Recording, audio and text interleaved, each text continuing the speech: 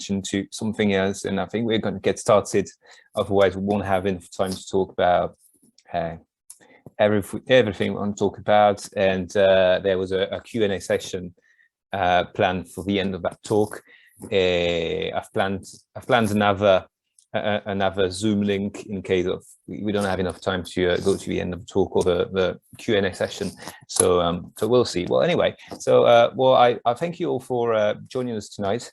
It's a great pleasure to have you here and talk about talent ID and mental skills. So we're gonna that's the first webinar that we're giving today. So we're gonna target and talk mostly about young players, and I'll be happy to talk about more professional players or older players during another talk. So I'm going to share a slideshow right now. I hope you're gonna see it.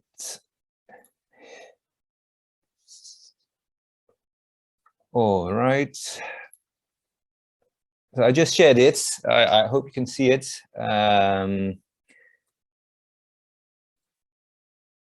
Okay. Well, if you can't see it, I know you can hear me. If you can't see it, just give a shout out. So we're going to talk about mental skills and what we do at Predictive Football today.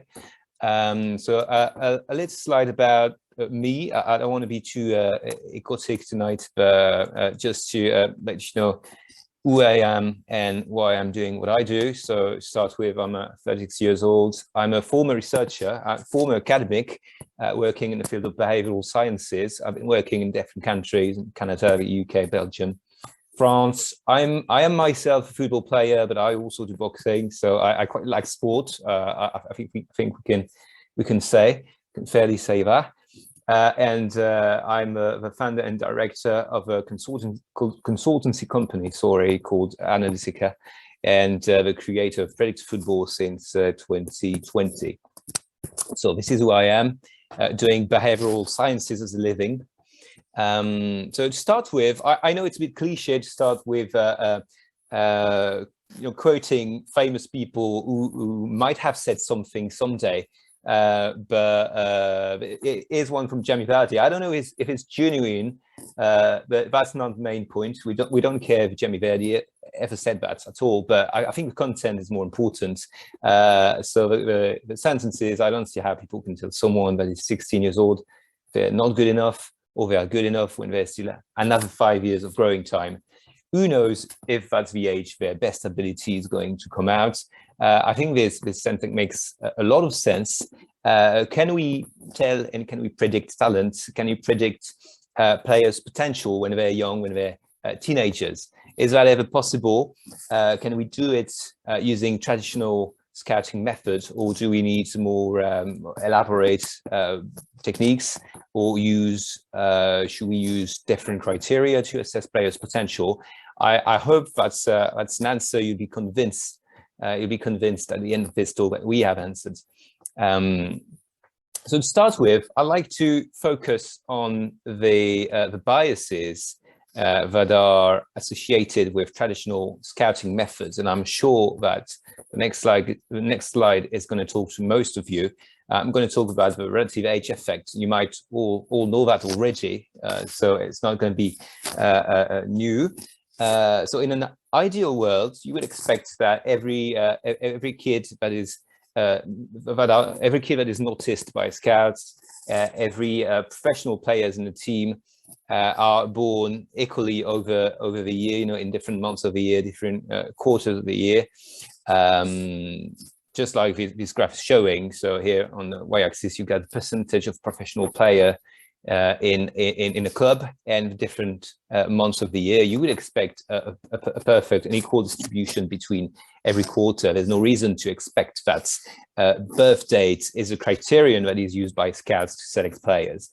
But that's not what we observed, and this is what is called relative age effect. The observation that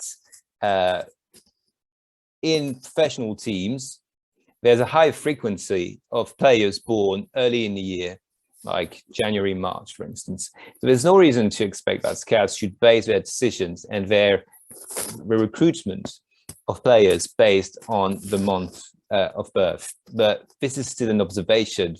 So it seems like there's some bias behind that, and this is something that's observed at a large scale. I'm showing here results of a scientific study that has analyzed birth dates of more than 2,000 players, including a large share of players from professional clubs in Spain.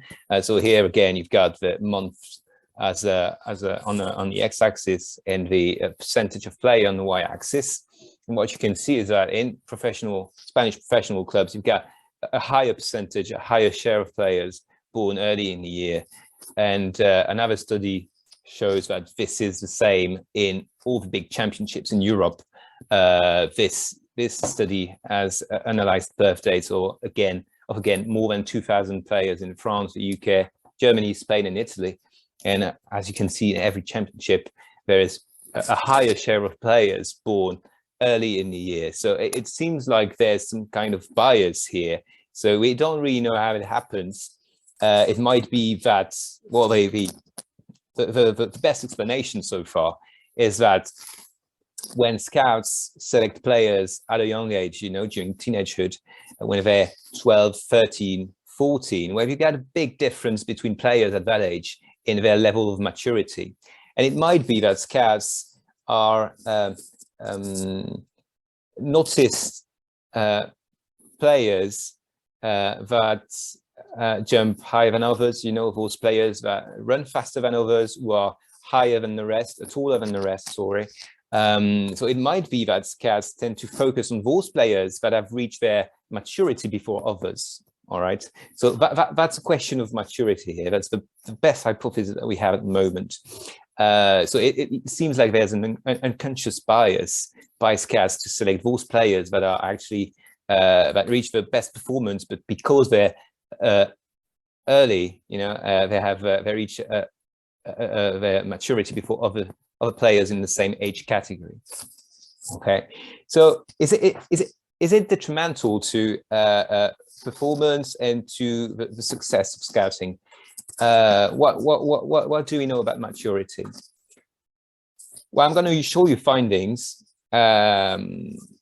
from other scientific studies, and these findings show that actually maturity is key in players' performance.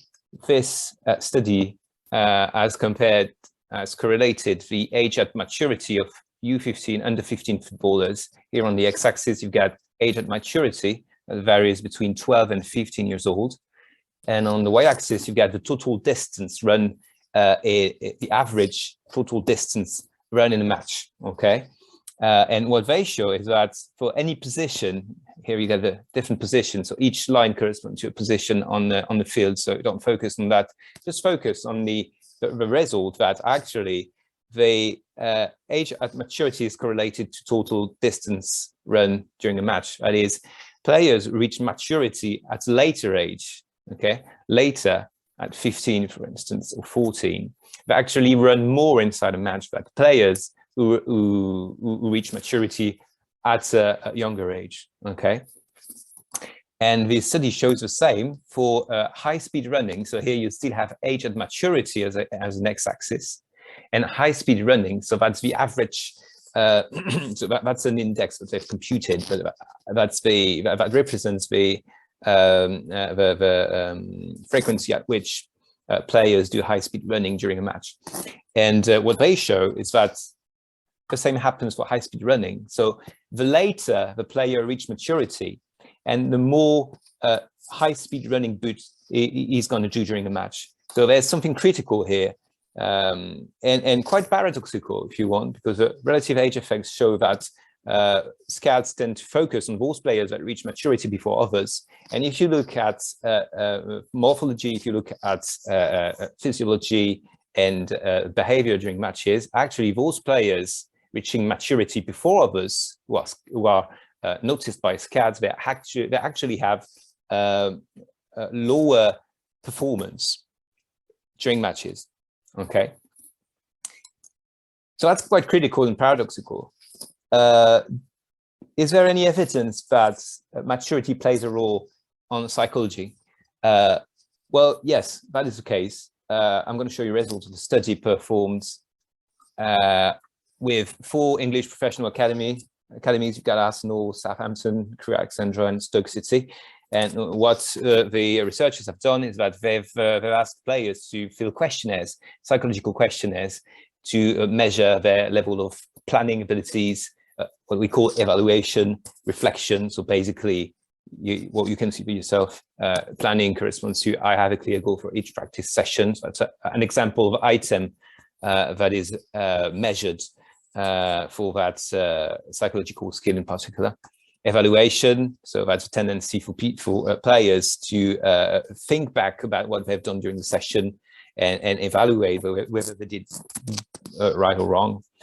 Reflection, that's a tendency of players to adjust their behavior, thinking about their performance while they're performing, while they're playing, while they're training, and adjust their behavior accordingly. Okay, so they've asked players to fill those questionnaires.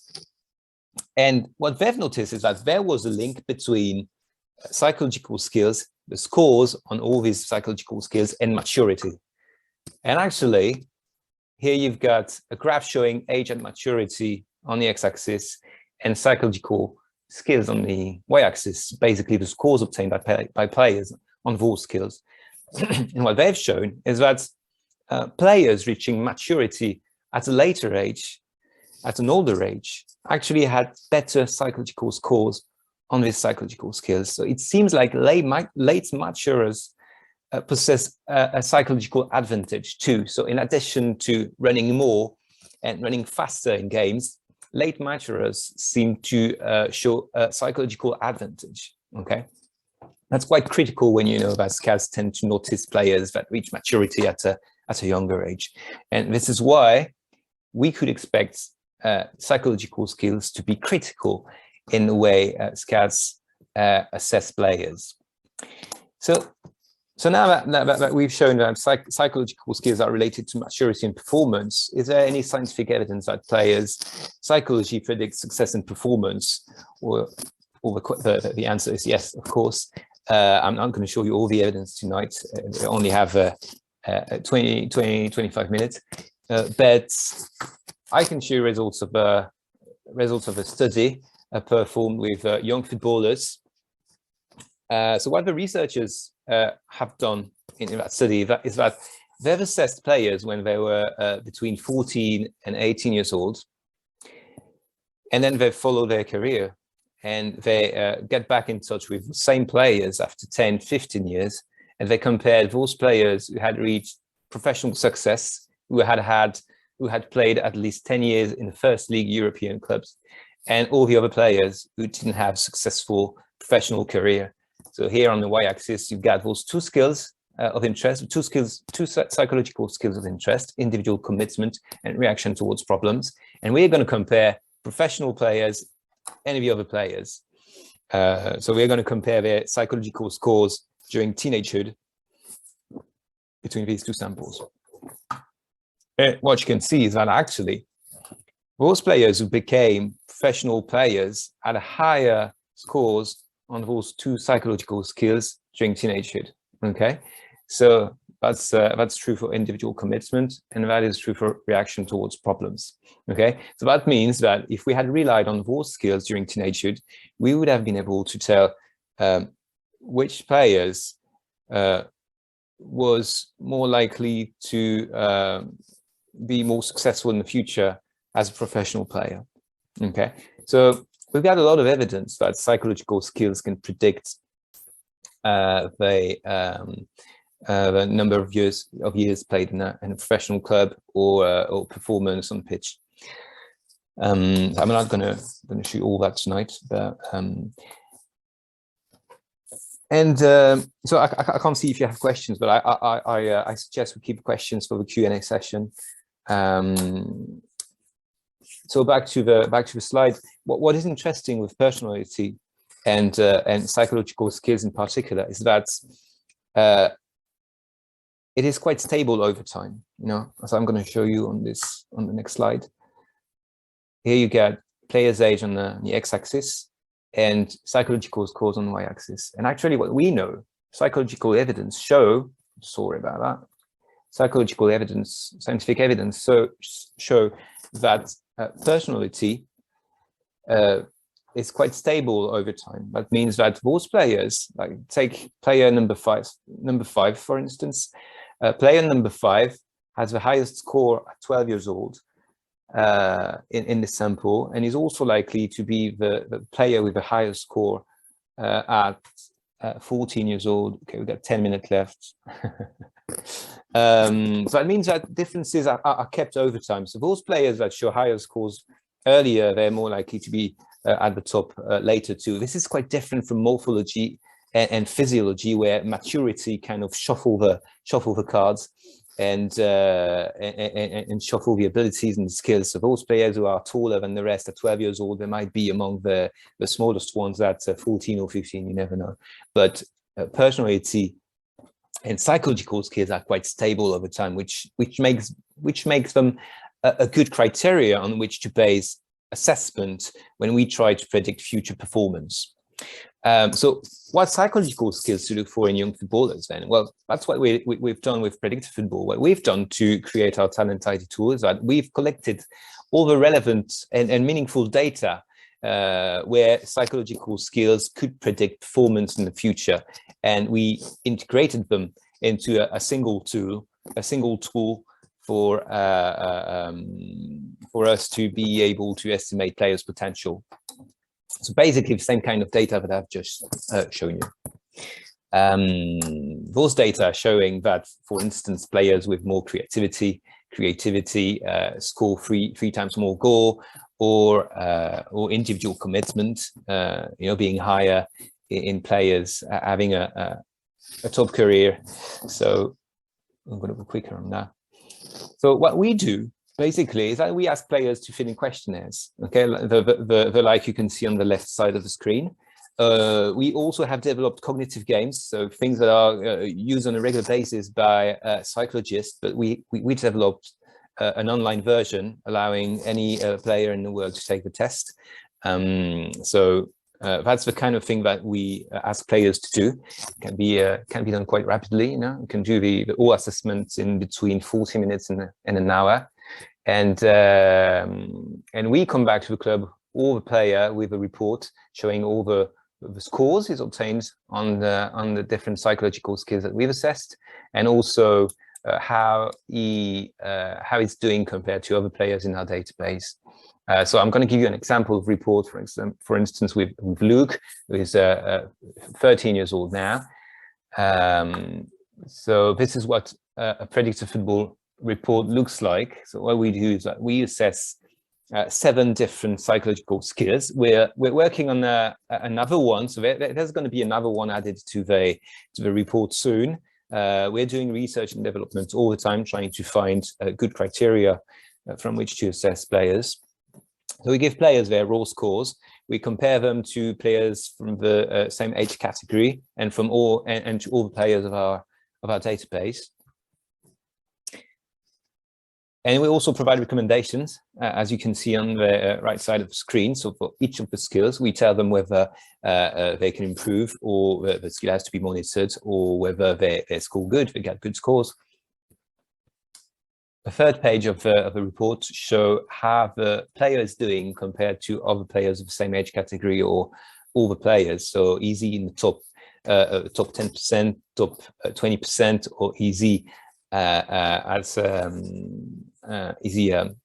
lower down in the database. For instance, you can see that with Luke, anxiety management, the way he is managing his anxiety during matches and even during training, could be improved, because it is in the lower half of our database. But as for planning, flexibility, creativity, that's the PFC sign on top, PFC label on top, it is doing quite well. So that's a good skill that he shows. And then we've created a couple of algorithms to be able to use those data, those measurements, into something meaningful, so basically using those data, linking psychology and performance, to be able, from psychological scores to give an estimate of how likely the player is to make it to the top in the future. So for instance, we've calculated that Luke is in top 21% of all the players of our database, which is a fairly good potential. And the last page of the report, so we give accurate estimates of how likely the player is to reach professional success in the future compared to other players in our database. Okay, so that's on the left side of the screen. And on the right side of the screen, we provide a kind of general assessment of the player's potential to make it in the future. So we've assessed, we've considered that Luke had a very good potential to reach professional success in the future. So that's the kind of report we give to players who are assessed by Predictive Football. It has to be used in combination to traditional scouting, because of course you can have a player who has the right mindset, who has what it takes from a psychological point of view to make it to the top. But if the player can't run, or if he can't pass the ball, he can't shoot, then he is not gonna make it into professional football, obviously. So that's why we say to clubs and players is that this tool has to be used in combination to more traditional scouting. Okay, so this is what it takes. It takes players to sit for 40 minutes, an hour with a tablet, with a computer, take the test. That's not the kind of data that you can assess from players seen during a match on a pitch. Okay, because what we assess is skills related to players' daily behavior, basically. Okay, it's not whether he communicates well with his partners, whether he's got a good mindset, he's always positive on the pitch. That's something that scouts can do pretty well already. But what we provide with that kind of data is insights into the player's daily behavior. So as I say, in a quite caricatural way, is this player going to go to bed early and eat pasta before a game, the night before a game, or is he going to play video games and go to bed late in the night? That's the kind of thing that we can assess with our measurements and our data. Okay, so yeah, basically, Predictive Football can be used at any stage of the academy, before integrating players to your academy or after the academy. So as I told you, we're using cognitive games questionnaires online. And well, the main benefits associated with Predictive Football is that we overcome all the obvious biases shown by traditional scouting, like the relative age effect, for instance. We can provide predictive data, so we're able to tell whether a player has good potential to make it to the top or not. So we reduce uncertainty in clubs' recruitment decisions, and we improve the accuracy of decisions related to which players to invest in. And more than that, I'm not talking too much about that because it's not our core tool, but we can also identify players' strengths and weaknesses from a psychological point of view. Okay, so when you assess psychology, the most important is to know what to assess, because basically you've got dozens of psychological skills that you can assess to make sense of the player's psychology and way of doing, way of behaving. But the most important is to know what psychological skill to use and to measure. So that's what we do with Predictor. But we can also assess a dozen of other psychological skills that are related to the player's behavior on a daily basis, that can be used by coaches and by the player himself to improve. So for instance, I've got a couple of slides about that. So these are different psychological skills that we can assess. They're not predictive of future performance, but you can. It's always nice to know whether a player is resilient, has self-control, shows self-confidence, mental toughness, and all that.